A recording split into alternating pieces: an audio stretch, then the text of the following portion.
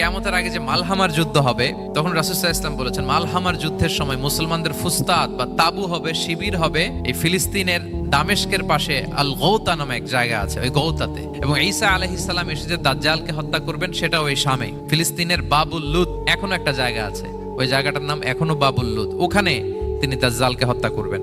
এবং সেখানে একটা সাদা মিনারা আছে, ফেরেশতার পাখায় ভর করে ঈসা আলাইহিস সালাম তখন সেখানে নেমে আসবেন। ওই ফিলিস্তিনের ওই শাম দেশের ওই মিনারার পাশে তিনি এসে পৃথিবীতে তিনি নুজুল করবেন, নুজুল ঈসা আলাইহিস সালাম। যেখানকার বেথলহামে ঈসা আলাইহিস সালাম, জেসাস ক্রাইস্ট তিনি জন্মগ্রহণ করেছেন, ঈসা আলাইহিস সালামের জন্মস্থান।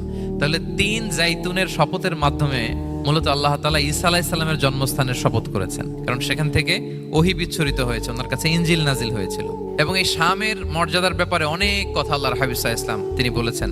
আল্লাহ রাসূল সাল্লাল্লাহু আলাইহি ওয়াসাল্লাম যখন মেরাজে যান, তখন মক্কা থেকে এই শাম দেশে ফিলিস্তিনের বাইতুল মাকদাসে রাসূল সাল্লাল্লাহু আলাইহি ওয়াসাল্লামকে নিয়ে যাওয়া হয়েছে।